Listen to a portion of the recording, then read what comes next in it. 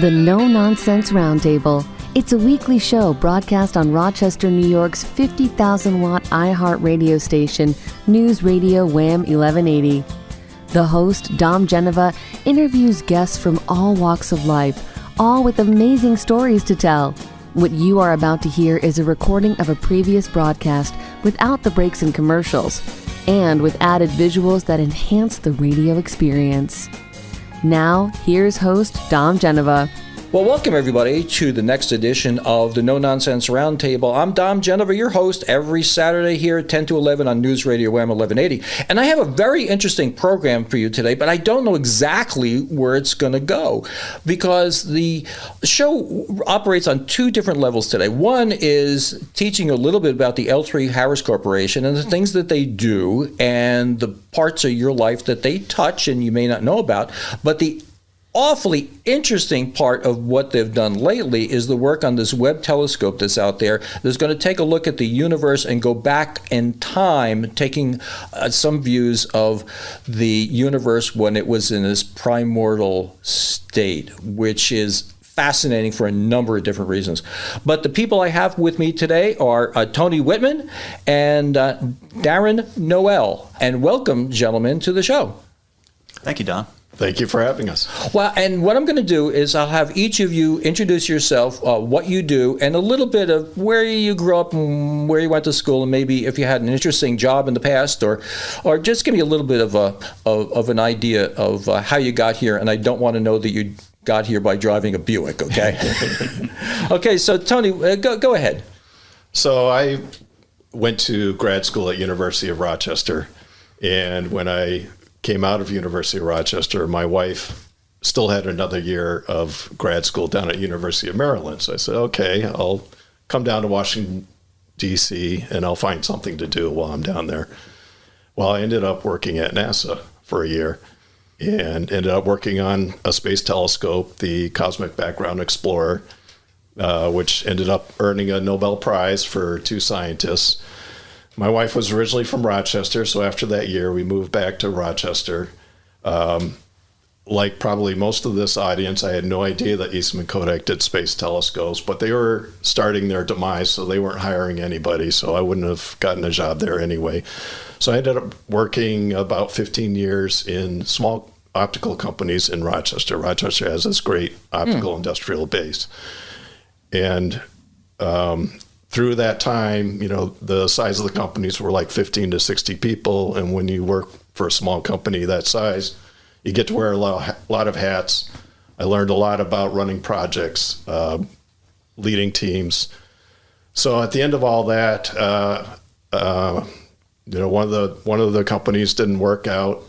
So I went on to monster.com was the website back in the day for new jobs.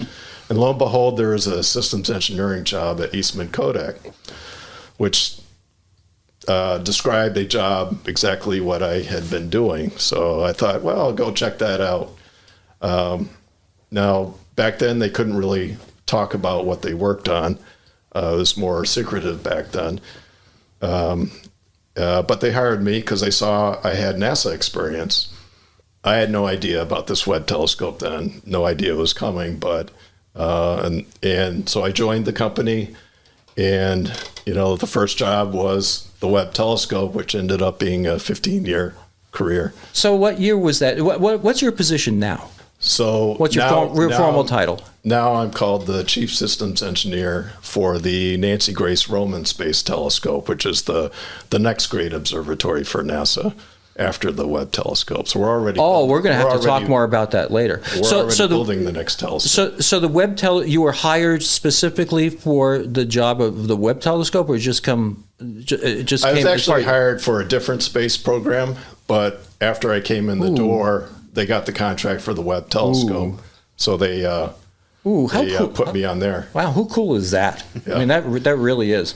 Okay, Darin, your story. All right, my story. I grew up in Connecticut, so I'm a transplant to Rochester.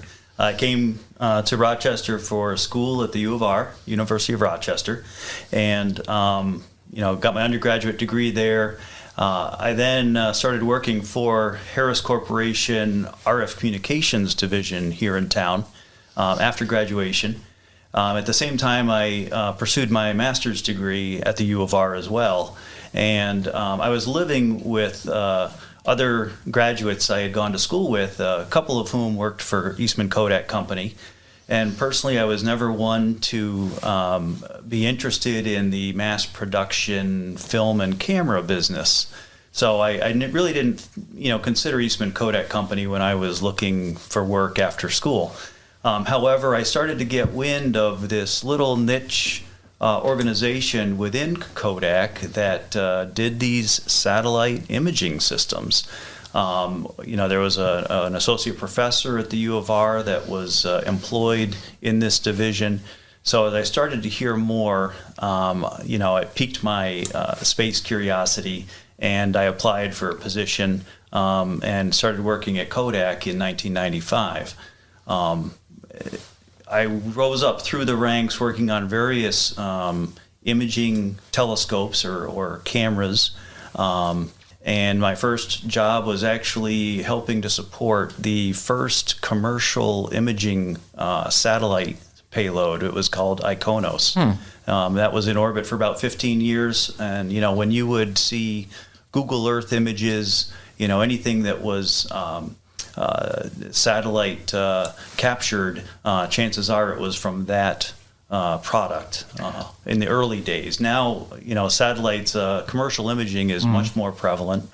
But that's where I started. So what's your title now? I'm currently the project engineer working on the Nancy Grace Roman Space Telescope, similar to Tony's work. I was also the project engineer on the James Webb Space Telescope, the precursor.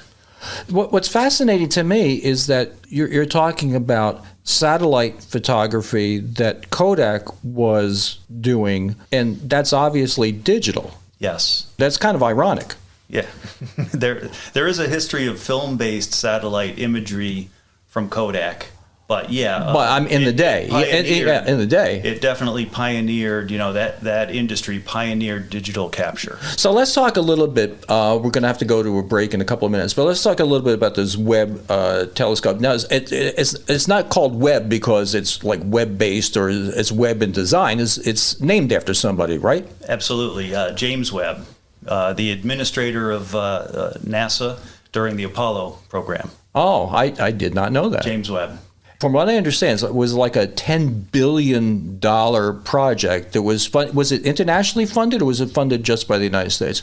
My understanding is the $10 billion is the United States contribution. There was additional funding from Europe and Canada, who also participated in the telescope. Now, it was put into orbit in December, right? Yeah, Christmas Day. Christmas Day.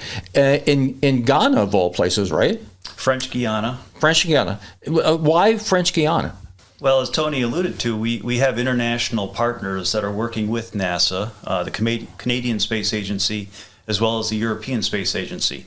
So while the United States, NASA provided the telescope, the European Space Agency provided the launch vehicle, which was an Ariane 5, and Ariane 5's only launch from Kourou, French Guiana. So, one of the European contributions was the ride to orbit. Wow. And from what I understand, it's in position now, but it's not operational, right? That's correct. It has achieved its orbit position at Lagrange Point 2. And we're going to talk about, after the break, which is coming up very soon, we're going to talk about how you fit this into a rocket, because it has to be unfolded, right? Because you can't put something that large into a rocket just the way it is. And that had to cause you a tad of worry, I would think. But it seems like everything's turned out okay so far, right? Absolutely. Okay. Well, we're about ready to head into a break, and we're going to talk about that on the way back. Well, welcome back. You're listening to the No Nonsense Roundtable. I'm here with Tony Whitman and Darin Noel, both engineers for the L3Harris Corporation. And before we get too much further talking about the Webb Telescope, and we have a lot to talk about with that, Darin, why don't you tell us a little bit about the company itself, how many employees you have, and the different things that you do as a company that touch our lives?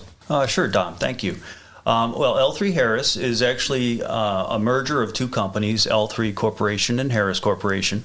We're about 47,000 employees currently worldwide, and 3,800 of those employees are right here in Rochester.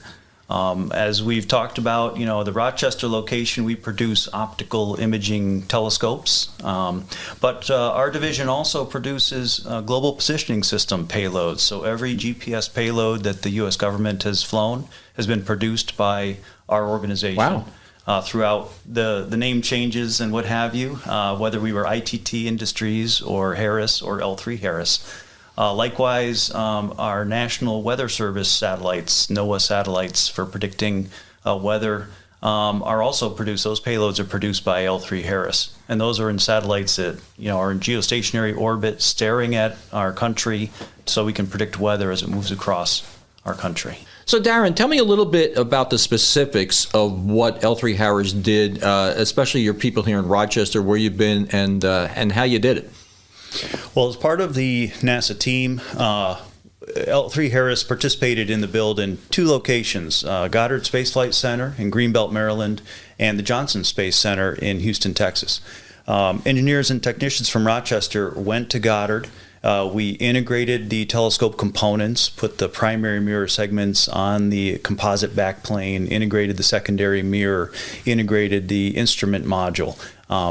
We aligned that, we tested that in a clean room down there in Greenbelt, Maryland, and from there the telescope went to Houston, Texas. Again, our L3Harris technicians and engineers went to Houston. We worked on the Johnson Space Center campus where we performed the cryogenic optical test for the final certification of the performance of the telescope. But to get to that final 100-day cryogenic test actually required us to perform 3 smaller tests ahead of time, each of which was, with increasing complexity, additional hardware introduced to the test so that when we got the actual telescope in Houston, we knew that the test would operate properly. Well, let's get back to the telescope. So there are a couple of things with the telescope. First of all, is that it is so much bigger than the Hubble and so much more sophisticated than the Hubble. And when they launched the Hubble, I guess it had myopia when they launched it. So far so good. It was launched when Christmas Day, right? That's right. Yeah, 7:20 a.m. And there are a couple of really fascinating things about it, engineering-wise. First of all, it's pretty big, right? I mean, it's very big. The primary mirror is about 6.5 meters across, or just over 21 feet, in effective diameter, whereas the Hubble is about an 8 foot or so diameter mirror. So. Market difference. So I want everybody to think about this. Now, the rocket, you're talking about 21 feet wide. Okay. Yes. Well, the rocket is not 21 feet wide. Correct. It's about 14 okay. and a half. So how much of a space do you have to jam this into? Like 4 or 5 feet or 6 feet or something like that, right?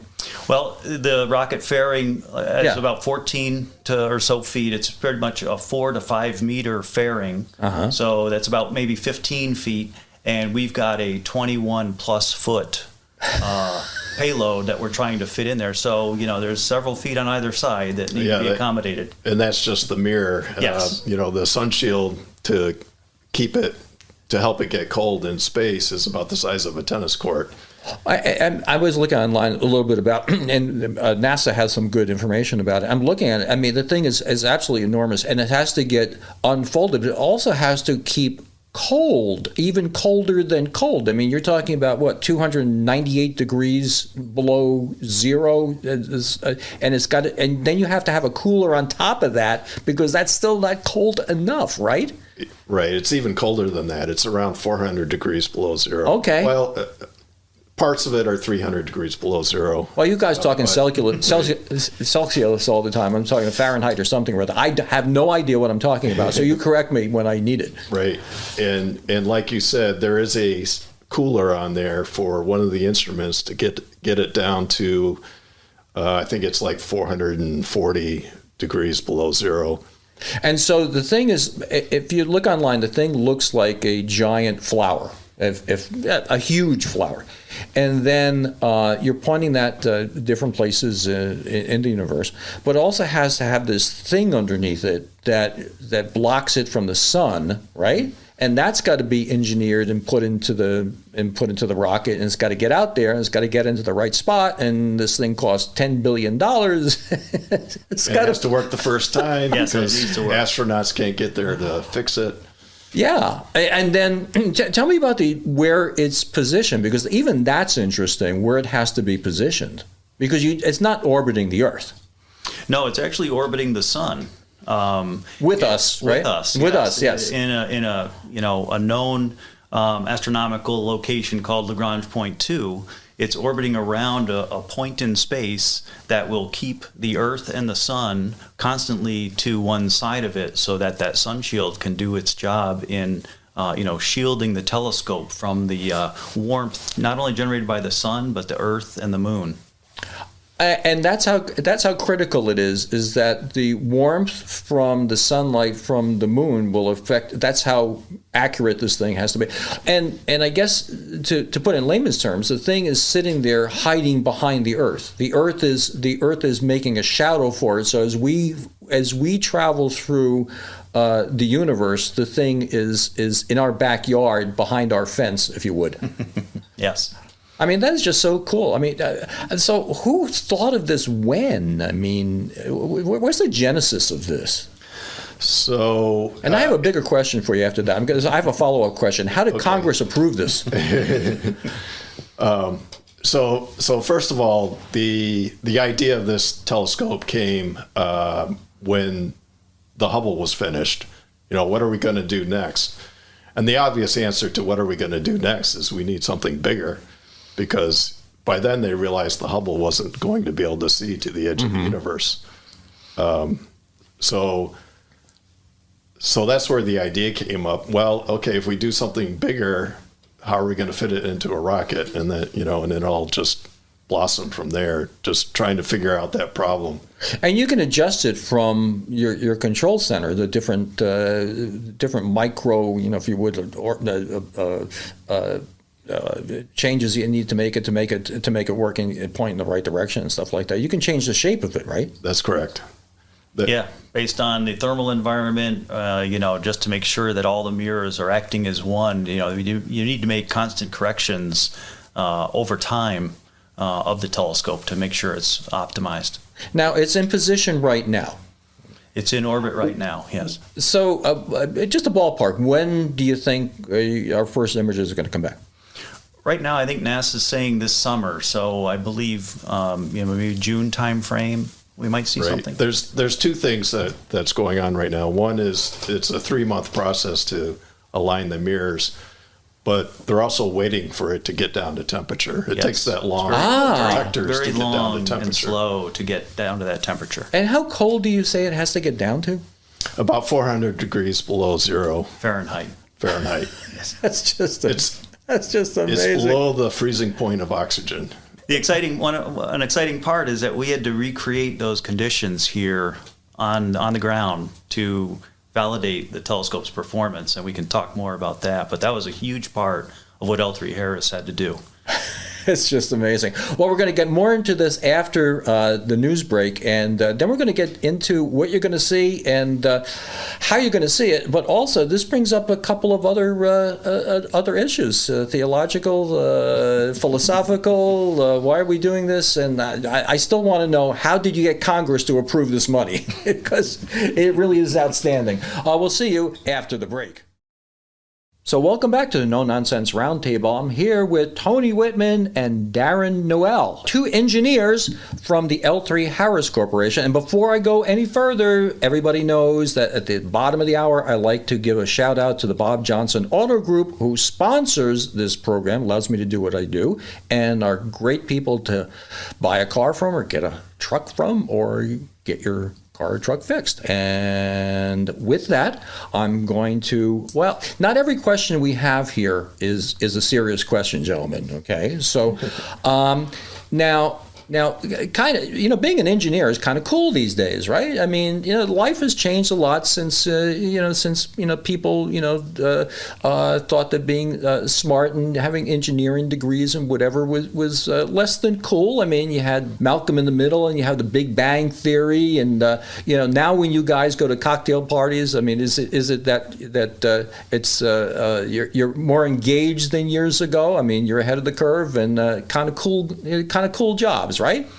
It's changed in the past 30 years, hasn't it? Absolutely, Dom, and especially with the James Webb being such a public program, my neighbors now have an idea of what I do for a living. yeah, and it's cool to talk about, isn't it, Tony? Oh, it's absolutely fun to talk about. Everybody's interested. Yeah, you're more popular at cocktail parties. Now, when you were growing up, did you have a science fiction movie or TV show that you really liked? I probably not growing up. It's probably more recent than that, but The Martian is definitely a favorite, especially with the book. Okay, Tony? If you go back to the growing up years, I would say the Star Trek show. Like, the thing that amazes me about Star Trek is that Captain Kirk only had a flip phone.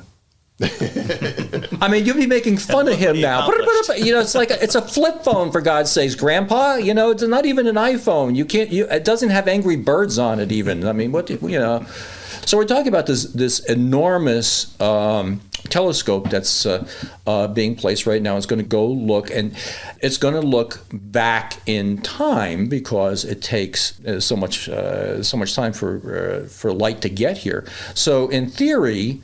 We were talking about this before the show, but in theory, I was saying to Darin that you could actually, if you had a wormhole and you could get far enough away, you could look back at Earth and see yourself being born. And you said to me, "Yeah, Dom, if you were born outside."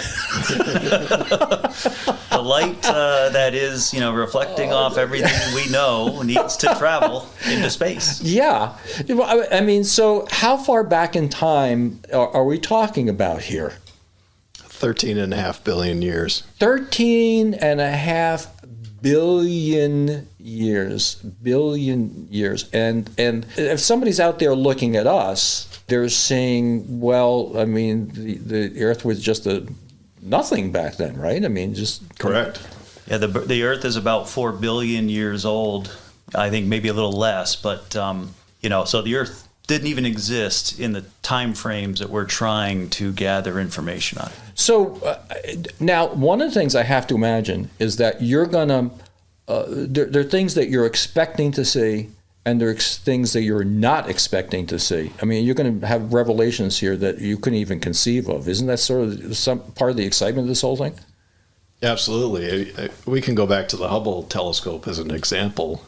When the Hubble was designed to measure the rate of expansion of the universe, and when it went up into space, it found out that not only are we expanding, but we're accelerating apart from each other. And that generated this whole idea of dark matter, dark energy. And then we figured out we only see about 7% of the universe right now. Now I'm going to get into my theological, philosophical mode, okay? So there is dark matter out there that's almost equal to our matter, right? But we can't conceive of it, we can't see it. Is that it? There's actually more dark matter than the matter that we can see. But there's no way of us perceiving that, right? Correct. Okay. Currently. Okay. Currently. So is there another dimension? Anything's possible, right? There you go. Not currently, but we don't know. Well, I know there's one theory that that gravity is just a shadow of a dimension we can't perceive. Yes, I believe it or not, I have heard that. All this starts to meld with theology and philosophy and your belief and whatever. Because if we're in a three-dimensional world, but you cannot conceive of a four-dimensional world. If you're looking for something you can't find it, maybe it's not in our dimension. Oh my God, this radio show is really getting serious. but that's really what you're talking about. So now you get into the philosophical thing or theological. So the Big Bang, everything came from something that's smaller than the size of an atom. Is that it? They've actually moved off that theory now. Ah, okay. So how big was it? A golf ball? It didn't come from a Titleist. Right. A Titleist. It's a universal scale. they're no longer thinking it came from a very small volume. They think that there was this, they call it a huge inflation, and I'm not an astrophysicist, so I don't fully understand it, and then it blew from there. Okay. Another way of explaining it is if they extrapolate backwards from what we know today, they can explain everything up until a second after this Big Bang happened.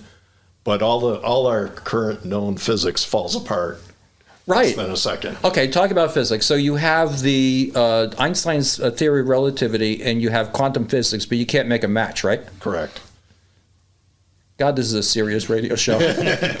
So let's talk about the things that we're going to see. You're going to look back and you're going to see details in galaxies you've never seen before. You're probably going to see, evidences of black holes or anything. What do you expect to see better? Let's put it that way. Well, Dom, I think one of the images from Hubble that is guiding our expectations, there's a deep field image that Hubble took, and that was essentially staring at a blank spot in the sky for a long period of time, collecting a lot of light.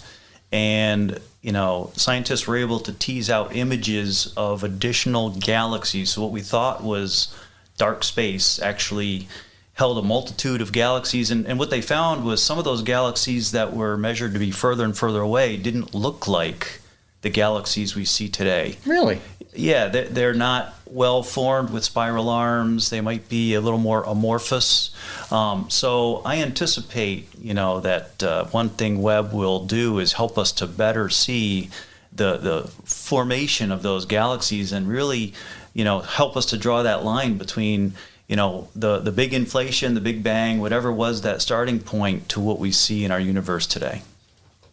That's fascinating. I mean, that is absolutely fascinating stuff. The thing is that, and we were kind of being a little facetious about it before, but how did the money for this get approved? Because the whole idea of having this extraordinarily expensive but productive telescope and getting people to get together to fund it, you're doing for its own sake. You're doing it to advance the course of human knowledge. It's not like you're going to do this because you can build cheaper condos in Tampa.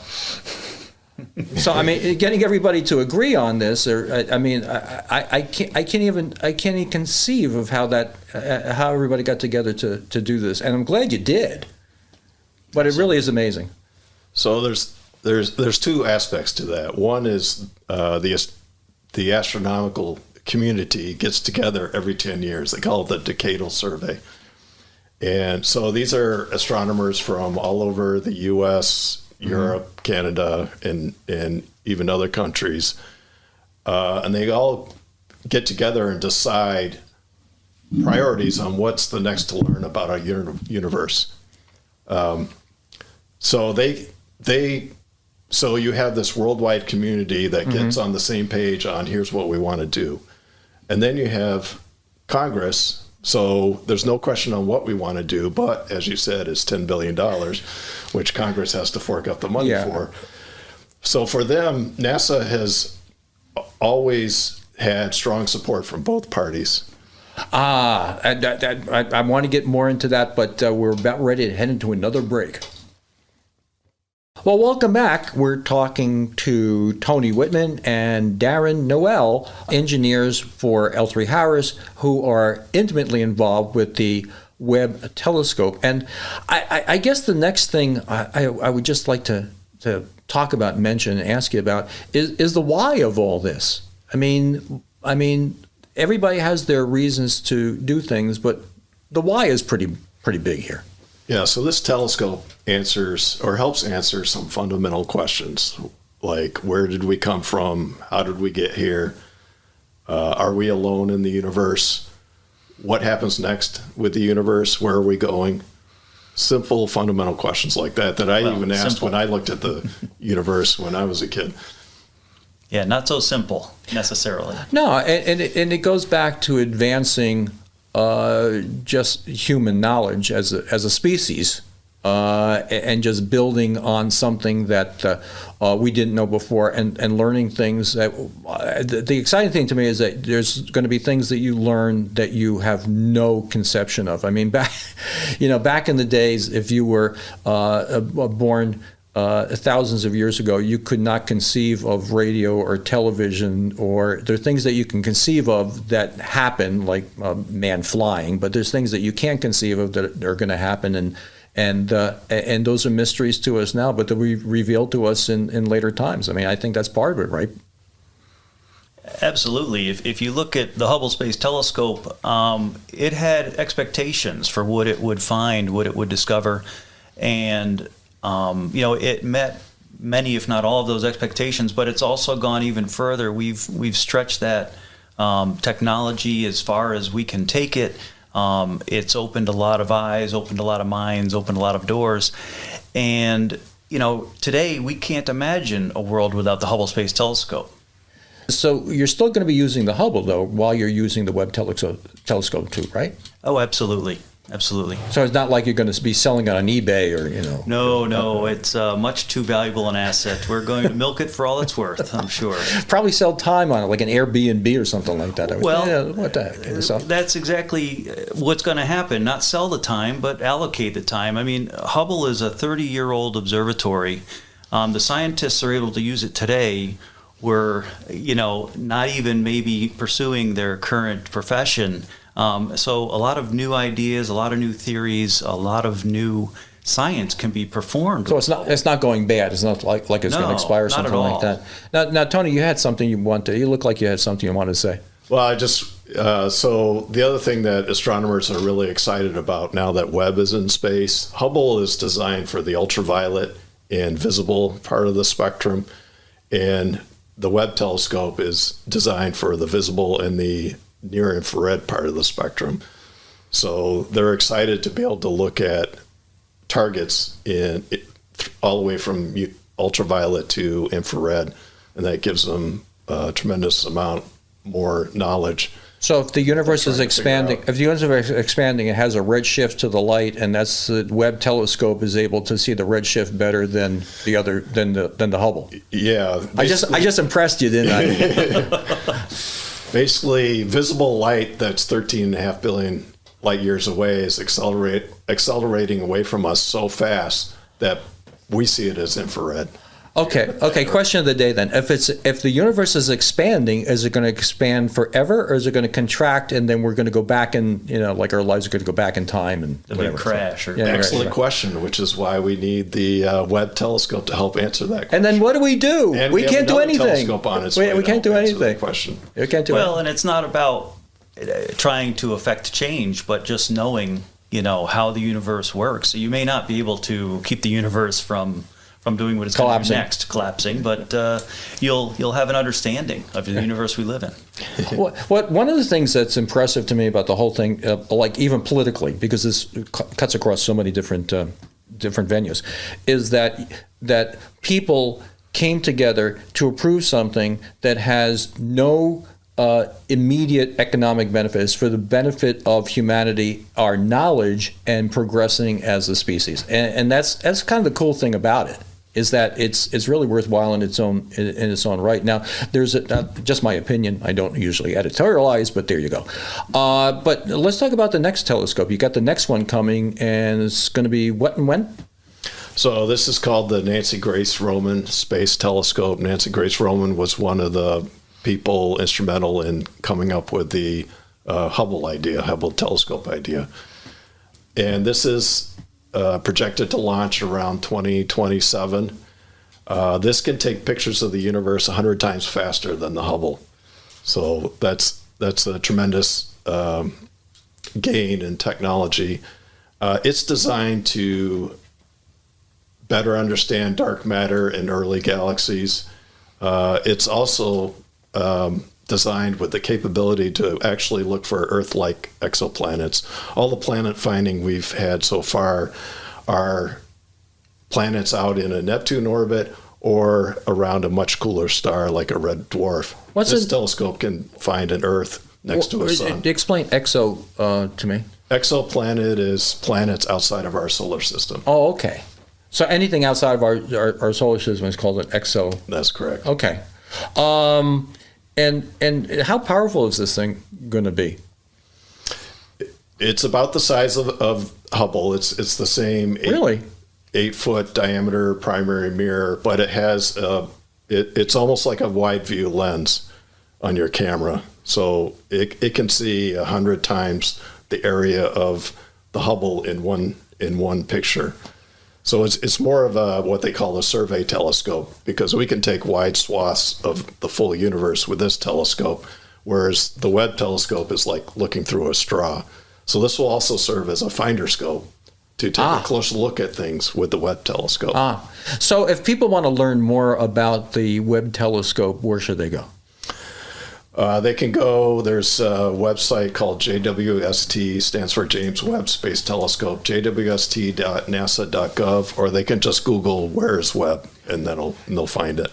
And where is Webb? We'll take it to a number of different sites. W-E-B-B. Yeah, I have to tell you, in the way of doing some show prep, I went to YouTube and just Googled in there, and there was a lot of great information. And depending on how deep you want to get into this to this topic, and it's really fantastic. It's fascinating, and who knows? And so sometime during the summer, we're going to start seeing pictures of God waving at us or something or other. Yeah, it's been pretty impressive. Yeah, pretty impressive. And if anybody wants to go through a wormhole out there and get your